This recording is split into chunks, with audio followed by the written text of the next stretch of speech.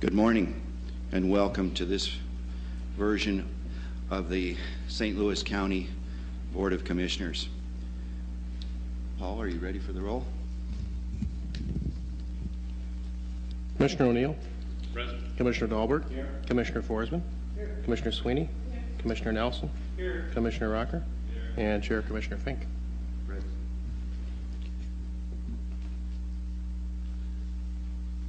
Thank you for coming. Typically this morning we would have a moment for one of the county elected officials to speak to us about their favorite spot in St. Louis County. The honor that today would have gone to our auditor, Don Dicklich, who is not available to make such a presentation. Please look at your schedules to make sure you know who is next on the list. With that, this is the time that citizens will be allowed to address the board on items that are not on the agenda. Please note on your agenda that the time limits are 5 minutes each. For items that are on the agenda, citizens will be allowed to address the board at the time a motion is on the floor. Do we have a sign-up list at this particular point, Administrator?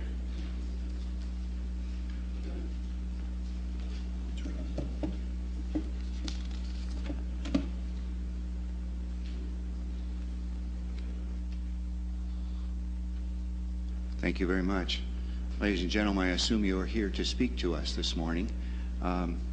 Again, the rules are 5 minutes. Please note that several members of the audience at this particular moment has been helpful in providing a code of conduct in which it suggests that the mood and tone of your of all of our conversations should be respectful in nature. Ms. St. George.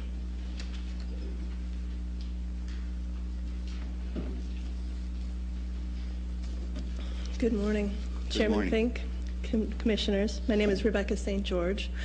With Tad and Emily Johnson, I co-authored the letter to the county that over 120 taxpayers signed last week. The letter was personally delivered to Mr. Eckenberg last week with the request that commissioners read the letter before this meeting. I trust that you read the letter, so I'm not going to revisit all the points that were made. Instead, I'd like to expand on specific requests we made and offer a few suggestions. We have asked that you retract your position of not selling land to the tribes. We've read statements saying the county's position has been no net loss of private lands for at least 10 years, but the facts are that the county has routinely sold land to the tribes over the past 10 years. Tribes are governments. They need to be dealt with on a government-to-government basis. One fundamental rule in observing the government-to-government relationship is consultation. Consultation is supposed to happen prior to any policy shifts. That's not what happened here. We don't believe you need to go through the board process to change your position. The instruction to stop selling land was provided informally, and so it can be retracted informally. We request that you do this today as a first step and as a good faith sign to Indian taxpayers that you value your relationship with us and with the tribes. The second step would be to request a meeting with the tribes. As one commissioner pointed out, there are 8,000 Indian people in this county. What was not pointed out is that the great majority of us pay property taxes and we vote. We now have one of the highest voter turnout records of any population in the nation. You could demonstrate that you value us as citizens and want to get to know us better by considering our second request. We've asked that you agree to consider inviting tribal experts to present an educational forum to the board about the Indian legal, economic, and historical issues. The Minnesota Indian Affairs Council, created in state statute, is the official liaison between the governor and the 11 tribes. The Indian Affairs Council provides a forum for legislators and advises the state on issues of concern to Indian communities. Currently, Chairman Kevin Lisi of Boys Ford is the president of that council. For the past few years, the Minnesota Indian Affairs Council has hosted workshop training at the Capitol for new state legislators called Indian Issues 101. Matters like sovereignty, taxation, lands into trust, gaming, and social services issues are presented. Legislators from around the state voluntarily participate in these workshops, including the Speaker of the House and the Senate Majority Leader. As taxpayers, we would like to work with the board to put together a similar forum for St. Louis County. You might even consider opening it to other counties as well. If you initiate a forum like this, it will be a tangible sign to Indian taxpayers of respect. We have national and local experts on these issues right here in this region. But if you're willing to do something like this, you need to partner with the tribes in the Indian community in putting it together. Thank you for considering my views. Board members may not have intended to offend anyone, but that's what happened. Now it's time to repair the damage. That will have to be initiated by you as a board. Miigwech. Thank you. Mr. Defoe.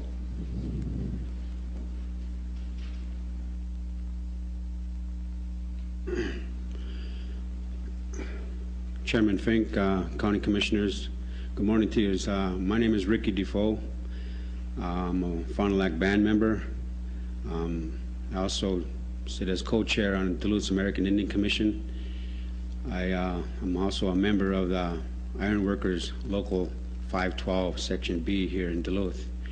I've been a resident of Duluth for about 35 years of my life. And I'm not here to criticize, but I'm here to inform and maybe offer some solutions, if I could. In light of the developments here in Indian country, specifically with the land issue, the land within the reservation boundaries were never intended to be used as revenue, tax revenue, generated revenue. It was to be held in trust for forever for the benefit of the people, Fond du Lac people in particular.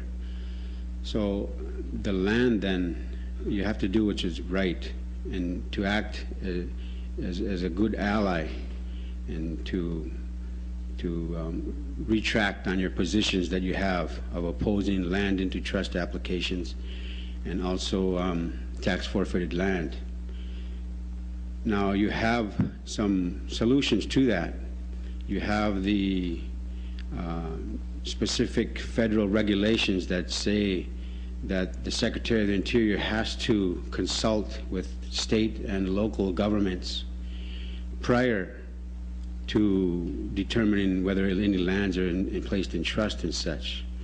So, and if you appeal that decision, you have the right to appeal not only to the Interior Department but also to federal courts. So you have that solution in front of you. One of the issues was talked a lot about was the police force. Minnesota is a public 280 law state. It's a federal law enacted in 1953 that gave jurisdictions, state jurisdictions on criminal matters and some civil matters within the reservation boundaries. This created a huge maze, a nightmare of which, if you will, of in jurisdictional issues. And then this created what we have is a mutual aid agreement. And we have such commissioners that we need to understand this, that it's a difficult situation for all people involved because of that maze. We have that mutual aid agreement in place, like I say, but it's specifically is only for tribal members, Fond du Lac band members, where there is no cross-deputization of our law enforcement. So this is a federal issue that you have to take up with the federal courts. Federal law, Public Law 280, we're that state, California, Oregon, Minnesota, Wisconsin, Nebraska, the 5 original ones. But you also can reconsider, or you can consider retrocession of those policing back to the tribes, and that would be open for discussion at a later date with the tribal officials of those policing. But also, the issue, I think, is deeper within the American hegemony, if you will, and this is institutional racism.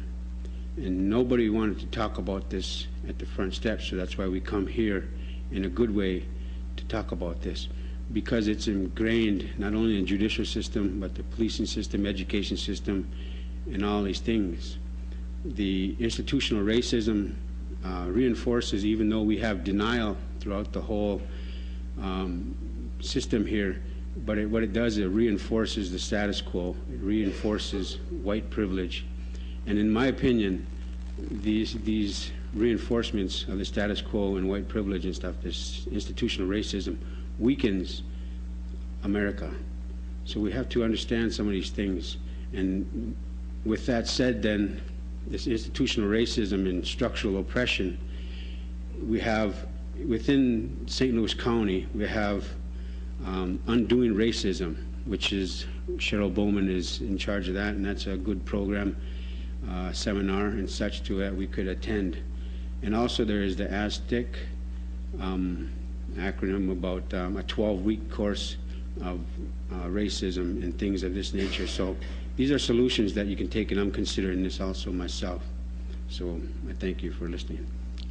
Thank you, Mr. Defoe. Ladies and gentlemen, in order not to embarrass you or any other thing, when you get close to time, I'll tap my wrist and turn my microphone on if you notice that. If you do not, then I'll have to interrupt. I'd prefer not to interrupt.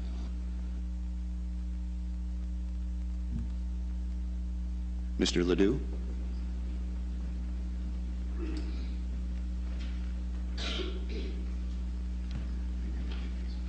My name's Tony Ledoux, and I've been a resident of Duluth for about 25 years.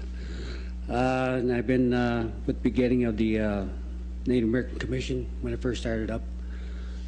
People asked for people from the grassroots to come forward, and I did.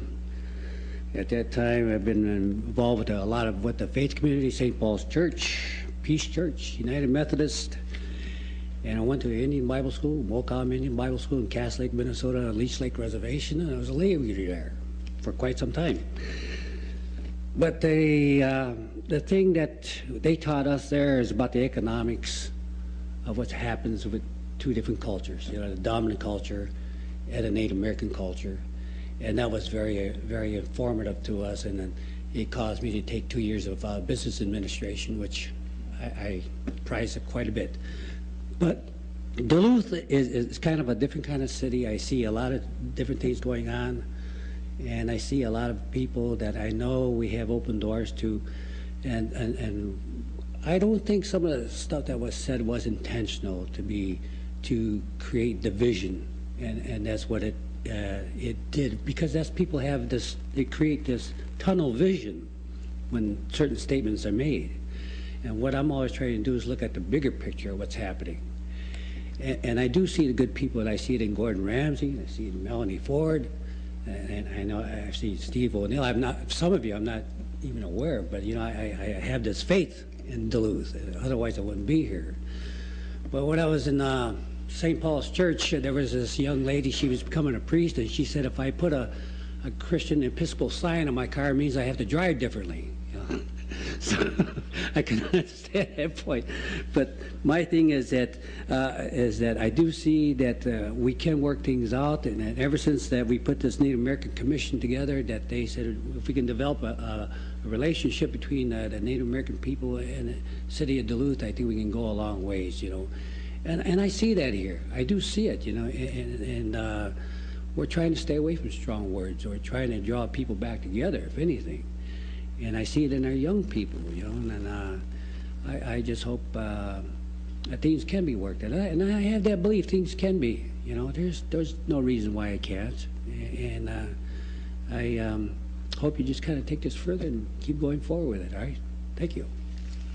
I think we would agree, sir. Kathy Holzer? Is that Davy or Day?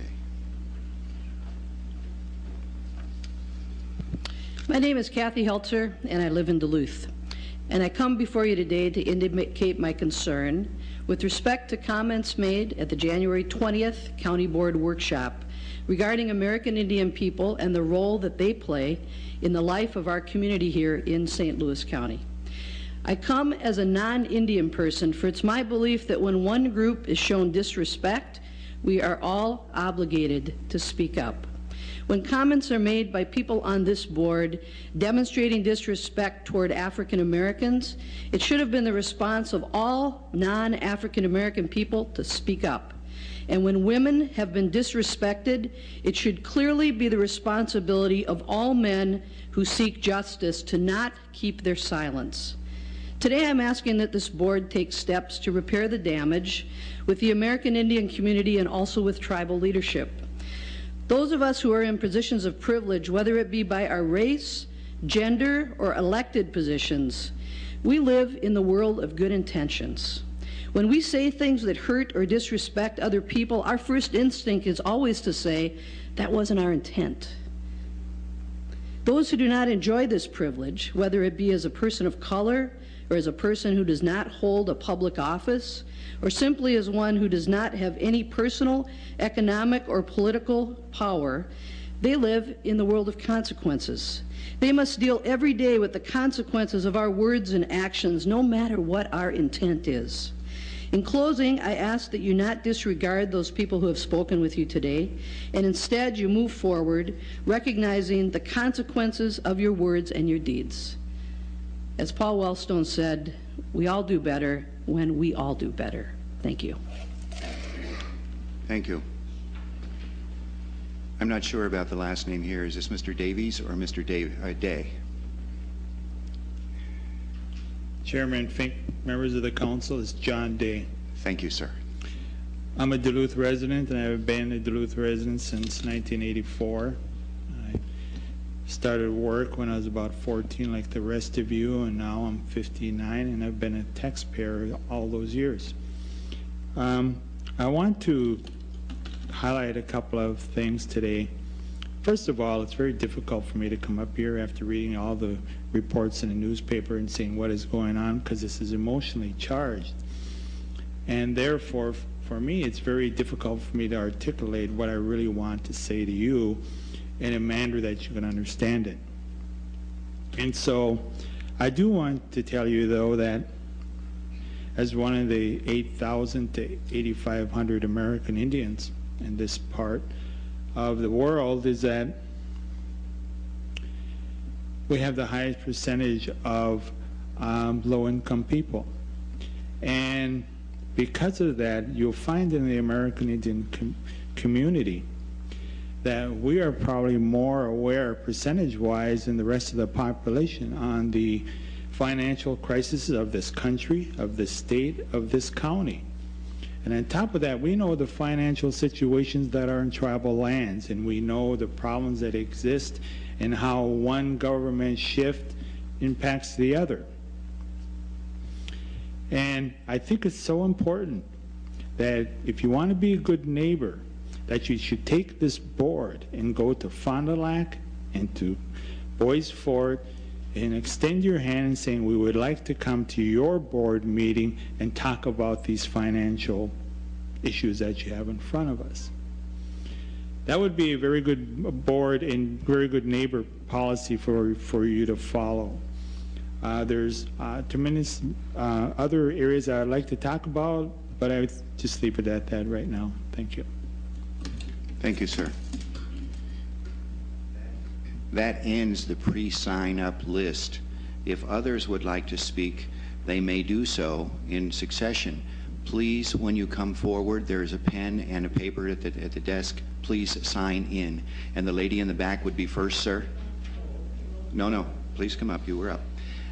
Again, each of you have 5 minutes. Does the signing count in my 5 minutes? When you say hello, I'll start.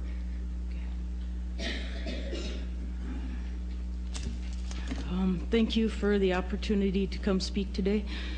My name is Gretchen. I live in Proctor, and I come before you today not as an expert on law, but as a student of human nature. I come to talk not about the words of the past, but of the words of the future. As I thought of coming here today and speaking, I was very nervous, not because I doubt my heart, but because I get nervous speaking in front of people. But I weighed the thoughts of nervousness against the regret that I would feel if I did nothing, and that regret felt like a ball in a chain. Nevertheless, I stand here before you as a member of our community, as a fellow taxpayer, a voter, and as a person. And my request is simple. that I ask you to look at the group of people in this room and out in the rest of the world with your hearts and not just your eyes. Because our eyes can play tricks on us, and they tell us we see things differently than they really are. And our hearts, if they are open and full of compassion, are much more reliable and tougher to fool and deny. And you as commissioners that we have elected are in place to govern of the people and by the people and for the people. And so I ask you to look at us as the people.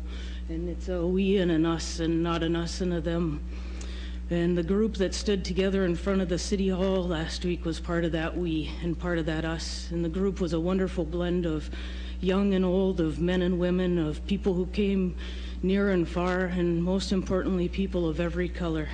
People who stood together to say we support each other and we stand up for each other. And there were no pockets of people within the group, no cliques, no pushing or shoving, but lots of hugs and smiles, and it was a wonderful mix. And so I come again to ask you to look into your hearts, and if so, let that color your perception. And a friend of mine once told me, be careful of what you think, for your thoughts become your words, and be careful what you say, for your words become your actions, and be careful of your actions, for your actions become your character, and your character is everything. And she didn't make it up, but she passed it along. And my husband, who is a man of few words, would say that your words create your reality. And we live in some crazy times. We can see it on the road as people cut each other off. They find parking spots where there are none. They don't mind being rude in the grocery store or in the parking lots. But we also celebrate the diversity of our Northland with things like FinFest and lumberjack contests and Iron World. And they are all very important parts of Minnesota history. And we even live in a day where a person of color is the president of our country. But I wonder how many of you have taken the opportunity to attend a powwow and to see the gentle gathering of people who have come together to celebrate a rich and very spiritual heritage. And I wonder if any of you were at the Veterans Powwow last summer and listened to the names of the Ojibwe warrior men and the warrior women who fought for our country, regardless of the conflict. The number of names of those who have fought and passed on was staggering. And if you look at the Fond du Lac Reservation logo, you will see that it contains many symbols, including 4 colors, red, yellow, black, and white, to represent the 4 races of man. There is no exclusion there, only inclusion. And there is much to learn from each member of the group of us, and yourselves included. But that learning and sharing doesn't happen if we look only with our eyes. We must look with our hearts and with respect, fairness, and compassion, because it's the right thing to do. And I will end as I began, nervous, and by asking that you open your hearts, and thank you for the opportunity to speak and to address the group. You certainly didn't sound nervous. Thank you. You didn't feel my leg shake. We won't look at that either. Sir?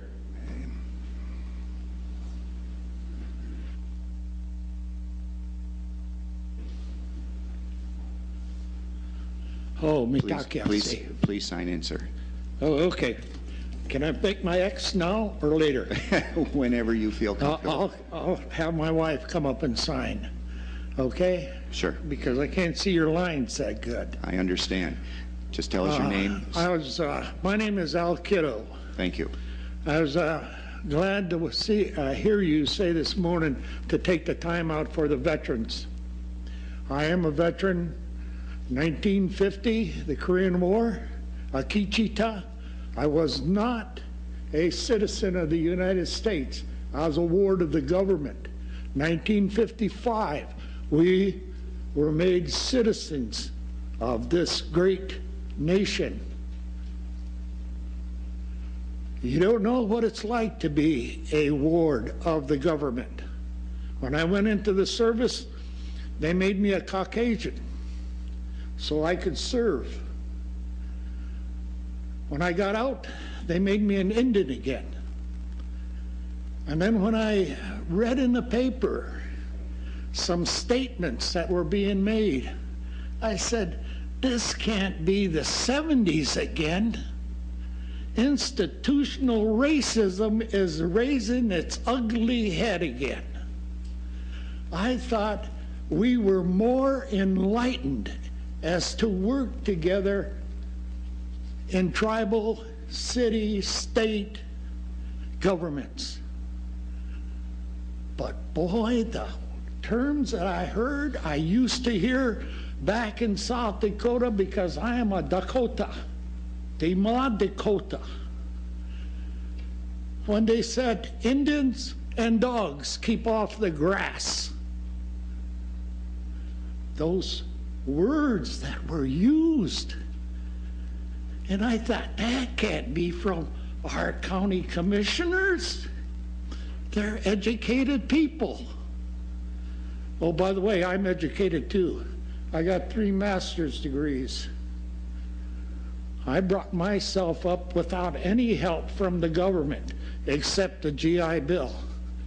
And thank God for it, I had it because I got my education. But I was a little angry when I seen that, because I thought racism and its ugly head would not rise again because of the enlightenment of the people. And we used to sing the song, BIA, we're not your little Indians anymore. And someone made the remark, and I thought it was quite a slam against our tribal governments, that we couldn't do anything unless the BIA approved the sale of that land and took it into trust. My friends, I'm going to have my wife come up and sign, because I came through that racism when you couldn't get a job. If you remember the old forms, they used to say, what nationality are you? And if you put down Indian, you weren't hired. And I went hungry many a times because I was proud of my heritage. Tima Dakota, Akichita, Ho Mitakasi. Thank you, Al. Is there anyone else who would like to speak?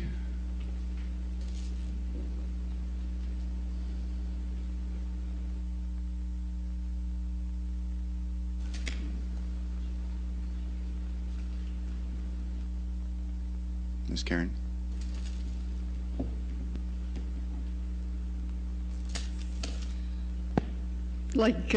Good morning, Jan, Karen. Like Kathy, I feel an obligation to speak this morning, but I don't think I can come near the eloquence and heartfelt words that you've heard preceding me. Nevertheless, I have an idea and I'd like to share it with you. I'm requesting that the board consider, when you make major changes in policy regarding an issue affecting a group of citizens in our county, that those citizens be invited to participate in the decision-making process before it's made. You made a decision to stop selling reservation land back to the Bois Forte and Fond du Lac bands. It seems to me that those most affected by that decision were not invited to participate. Participation, in fact, is one of 9 basic, universal human needs. It's assumed that everyone needs to be able to participate. We can strengthen our community when we respect this need. In the future, I hope that you would consider this need for participation, asking yourselves, who are the major players in this decision? We know that, unfortunately, most citizens in St. Louis County are not reading the agenda of the board. We all know that. It's too bad. So you could assume that early notification by you of stakeholders, since they're not going to be looking at the agenda probably, about issues directly affecting them would accomplish 2 objectives. It would reduce conflict, and it would increase the opportunity for citizen participation. Thank you. Is there anyone else? Seeing none.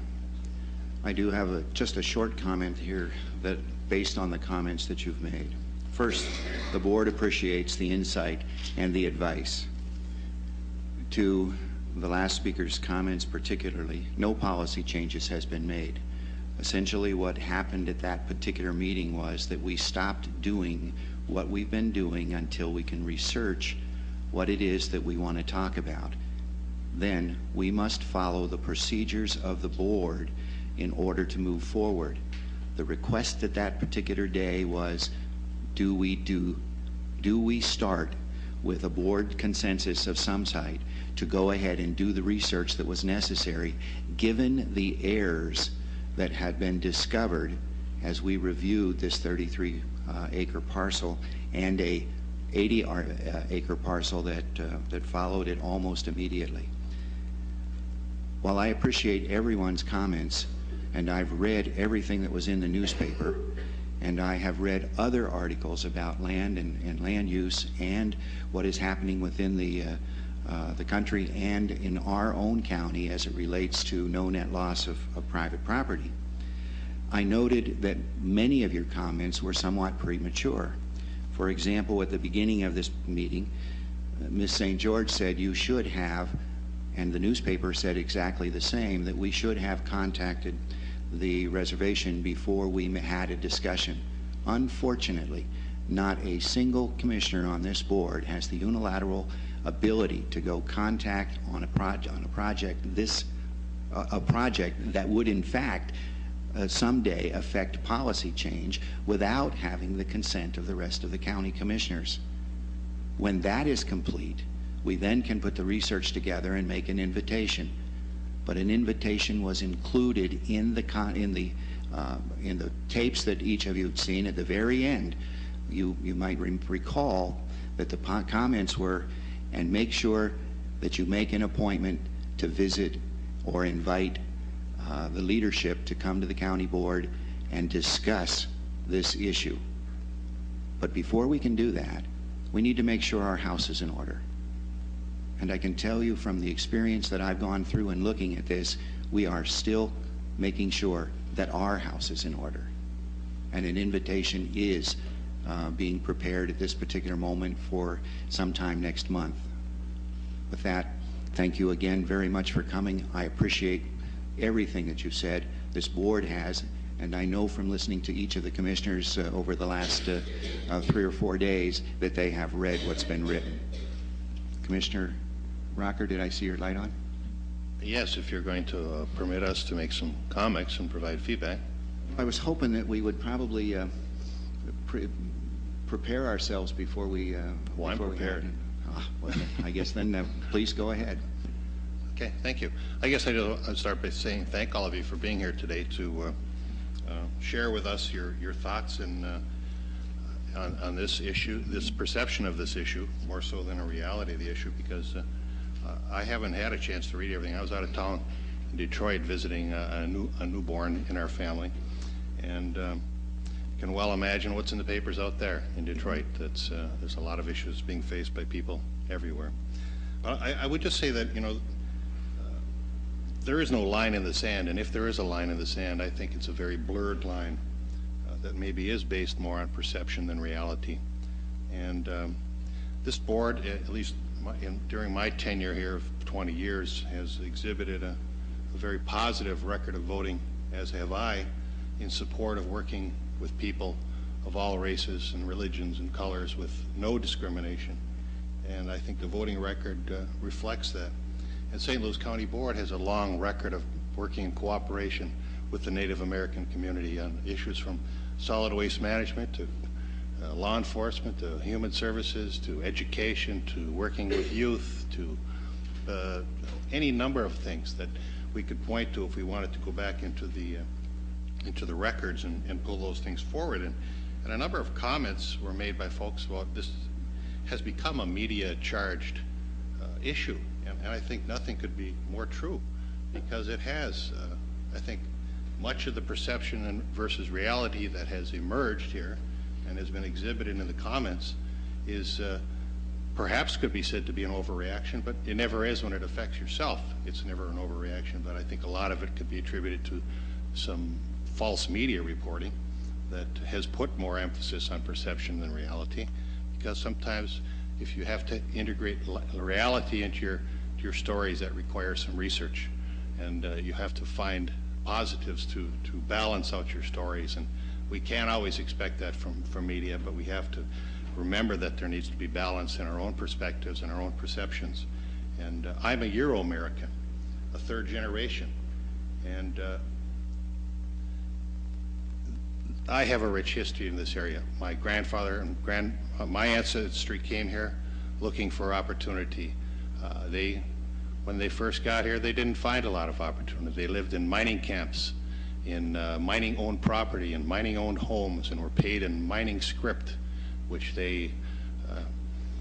was very oppressive to them. And until they became organized and clawed their way out of that position, they were able to acquire properties to own and to pay taxes on, and to be more a part of the community. And that has taken place over a 100-year period up on the Iron Range.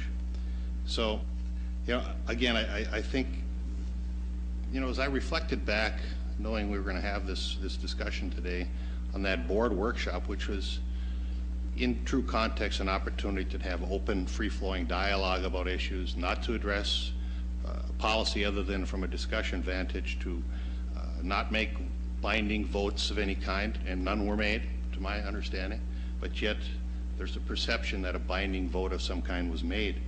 And I thought I was, in my position, saying, yes, we have a fiduciary responsibility to all taxpayers in St. Louis County to better understand land management practices of the Native American-owned lands, or the mining company lands, or the forest industry lands, and all kinds of lands from a tax vantage. And I thought we were making a decision to say, yes, we know in St. Louis County we have 60+% of our tax base is non-taxable in all forms, and we have a responsibility to try to focus on tax base as it affects our capacity to deliver services across the board in many respects. So I thought we were making a decision to say we need to sit down with tribal leadership to better understand their management vision, their vision of how they plan on managing the lands they have within the reservation, whether it's closed or open reservations, and how it works and is integrated into how we manage the county government and how we manage the delivery of services. And that's really with the vote, I thought, and discussion that we had. And somehow it has become an inflammatory topic of discussion that has led many people in many different directions. And I guess we need to apologize for that, because I hope nothing I said or this board said led us down that path, but yet that perception has emerged and seems to have really clouded the issue of talking about tax policy and land management issues from county's perspective and from the reservation perspective. So we do need to have more dialogue. We need to get on with having that dialogue to make sure we have a better understanding, so that realities are what we focus on and less on perception. So again, thank you for being here. Thank you, Mr. Chair, for letting me comment. Thank you. With that, seeing no other hands, let's move forward on the agenda. Again, thank you for coming. The consent agenda would be before you. So moved. It's been moved and supported. Administrator Mitchell, I understand you have a comment. Ladies and gentlemen, we will be just a second. It will take us about 30 seconds to complete what we need to do here, and then we will break. Thank you. Mr. Chair and members of the board, I would ask that you hold number 9 off the consent agenda and discuss it at the board meeting. I would be asking you to table it there. A very minor issue, but one that we need to resolve. We have it listed as the Mountain Iron Economic Development Authority. Questions come up as to the jurisdictional line between the Mountain Iron Economic Development Authority and the East Joint Range Economic Development Authority. We need to make sure what area this property is actually situated in. So if you would remove that, I would then later on ask you to table it. Thank you. Okay, number 9 has been pulled down. Are there any other comments? Mr. Chair, I believe that has to be done by a commissioner, and I would amend my motion to pull down number 9. I apologize for missing that. Yes, you're right. That is true. No, you don't need a second on the pull down. We just need to have a commissioner request. Commissioner has requested. The consent agenda has been moved and supported, with number 9 being pulled from it. All those in favor say aye. Aye. Opposed? Thank you very much. That would take us to the main agenda, which would be item number 9. And this would fall under Environment and Natural Resources. Commissioner Forsman? Mr. Chair, I would table number 9 for 1 week. It has been, excuse me. Thank you, Commissioner Forsman. It's been moved and supported to table based on the advice of the administrator. Any comments? Seeing none. All those in favor say aye. Aye. Opposed? Thank you very much. That would conclude our agenda for the day. Is there any reports of boards and committees? Commissioner Sweeney? Yes, and a number of us went to the Duluth Days in St. Paul.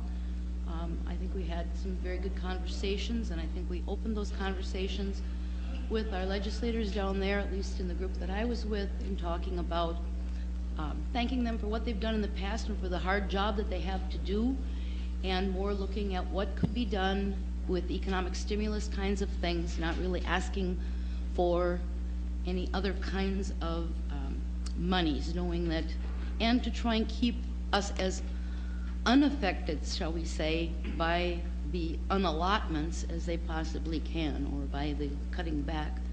So I think in that vein and in that mood, I think we did a really good job down there, had an opportunity to have good dialogue with our legislators, and not just ours, but some of the leadership of the House and Senate.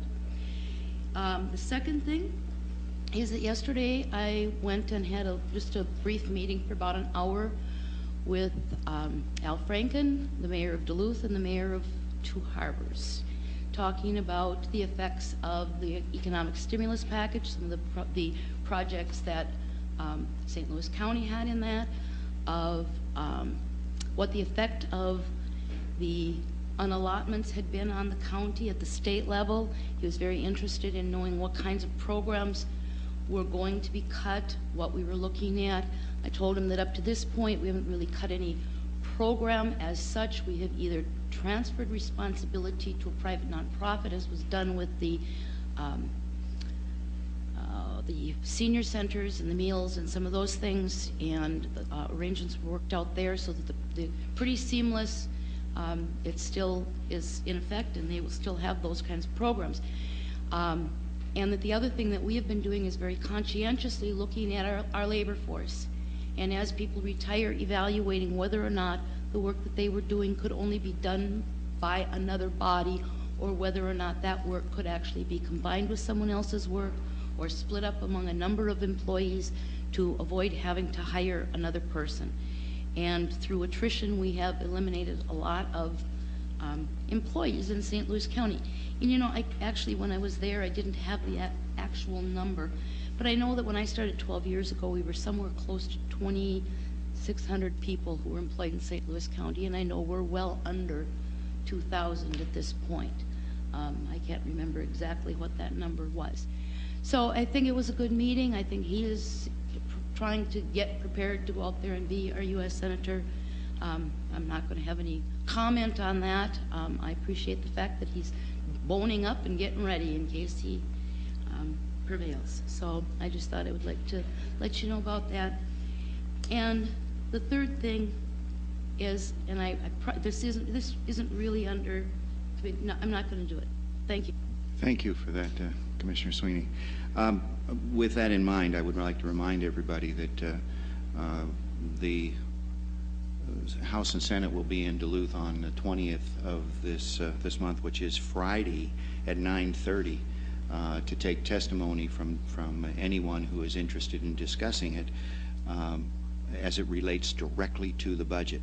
I understand that I'm hoping that some of us will, in fact, be there and make testimony. I will be in the Twin Cities for a Board of Directors meeting for the Association of Minnesota Counties.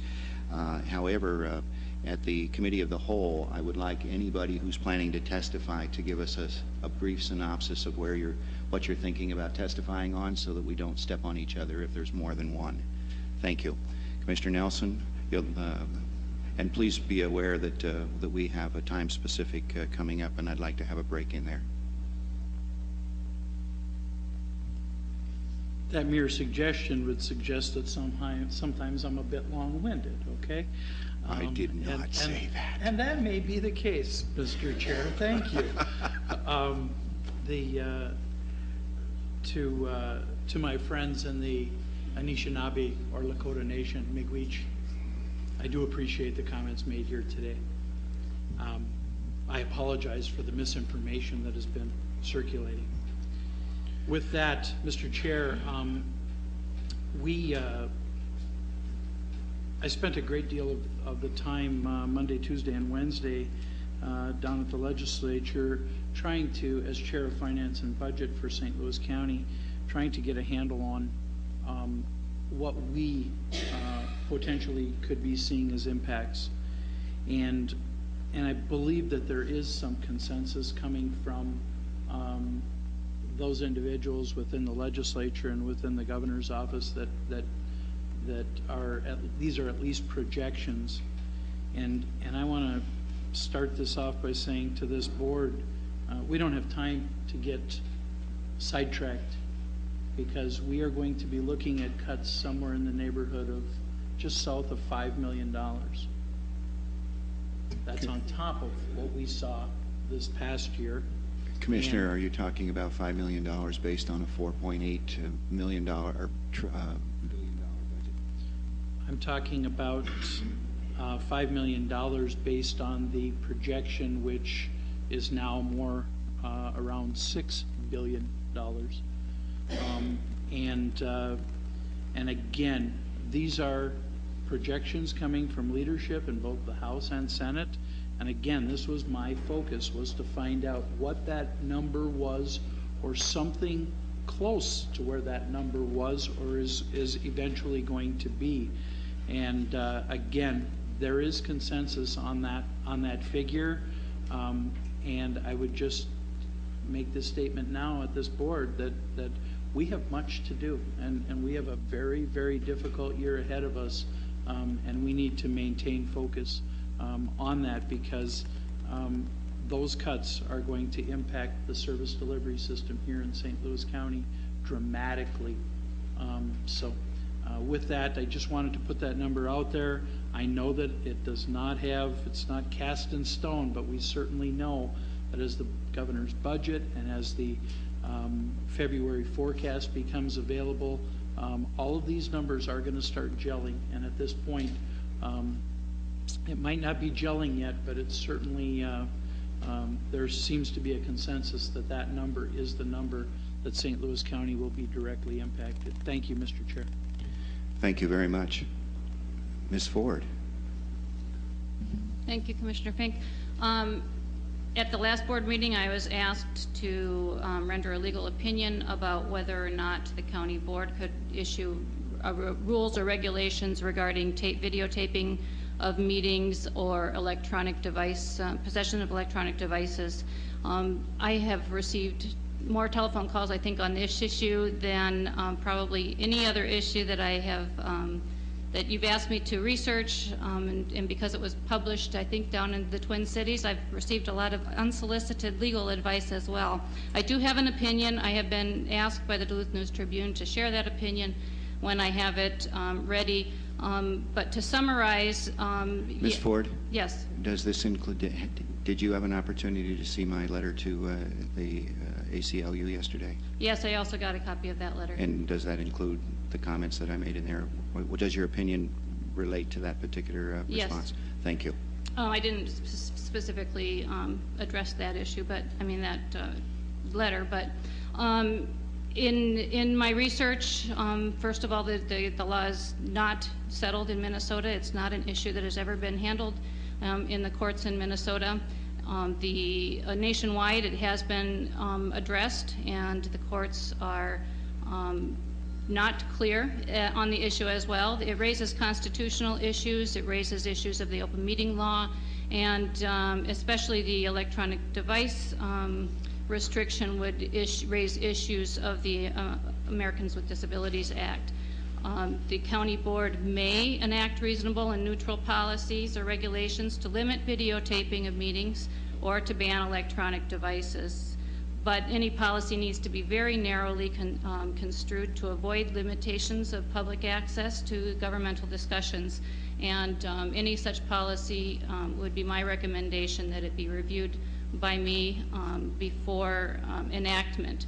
It is my legal advice to the county board not to go there, just because it will, I have a feeling, generate a lawsuit, and it will give the state the opportunity to make law on the issue. And I don't know that that there's a real compelling reason at this point to enact restrictions. And absent real compelling reasons to do that, I don't think it's a wise use of county, of your authority. So the last portion of your comments were opinions. It was my legal advice to the board, yes, to not issue restrictions. Okay, thank you. Commissioner Rocker. Just a question, I guess, of the attorney. Will we be getting this information through the normal channels of communications? Yes, in board memo or board letter form or yes, something? Yes, I have a copy to give to... I have not seen anything. Yes, I have a copy to give to the administrator today, and he can disseminate that to all of the board. I also have a copy for Mr. Myers, who's not here, I don't think. Actually, I was wondering if we could hold that copy until after the county board has all had an opportunity to read what you said and comment back to you.